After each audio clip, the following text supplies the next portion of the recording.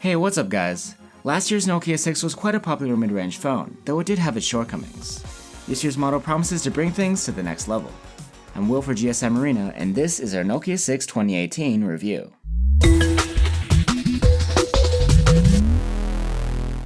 The Nokia 6 2018 is quite recognizable if you're familiar with last year's Nokia 6. Back again is the anodized aluminum unibody with an angular look.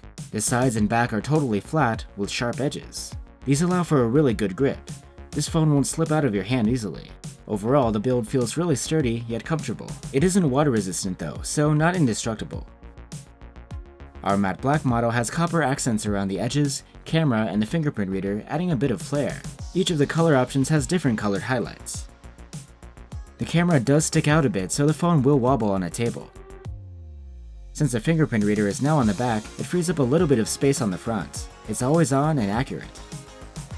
Storage is either 32 or 64 gigs, and it is expandable through the dedicated card slot. It's unfortunate that there is no stereo speaker setup this year. Nokia has gone back to a bottom-firing speaker next to the USB-C port. But the good news is that the speaker actually sounds better. It's louder with richer sound.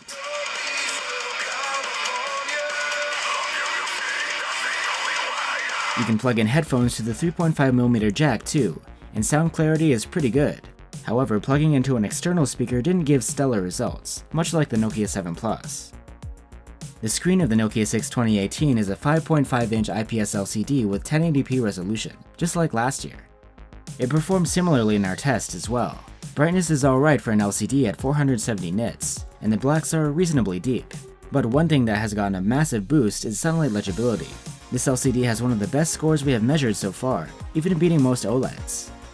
The Nokia 6 2018 is part of the Android One program, meaning it gets pure Android, just like the Google Pixel. Ours is running the latest Android Oreo 8.1. The UI runs quite fast, though since all of the functions are provided through Google's apps, some might call it bare bones feature-wise. Regardless, you will get the latest security updates as soon as they roll out. Probably the biggest upgrade on the Nokia 6 2018 is improved performance. It runs on a Snapdragon 630 chipset with 4GB of RAM, which is miles ahead of last year's Snapdragon 430. In benchmarks, it performs around 60% better, and it runs smoothly, even with pretty demanding games.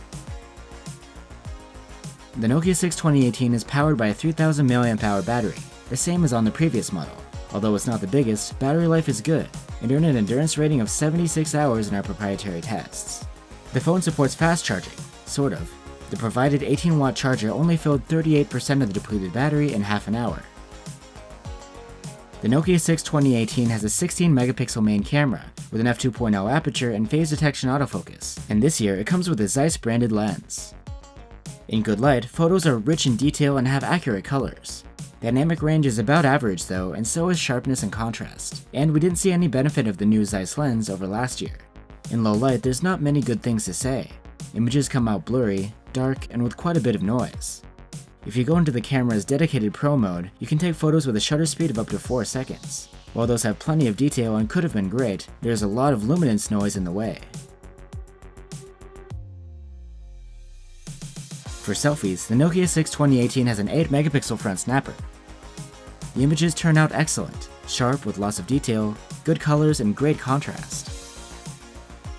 This year's Nokia 6 now has the capability for 4K video capture as well as 1080p. The video quality in both resolutions is great.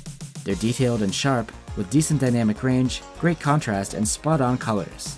Foliage looks nice, and the noise levels are kept low. So overall, the Nokia 6 2018 is a solid mid-ranger. It has great build quality and a nice selfie cam.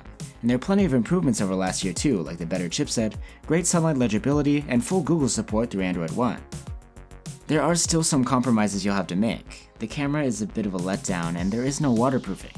But for €270, it's understandable, and the deal is only bound to get better over time. Thanks for watching. Hit like if you enjoyed this video and subscribe so you don't miss the next one. You can always stop by gsmarena.com for our full test findings. See ya!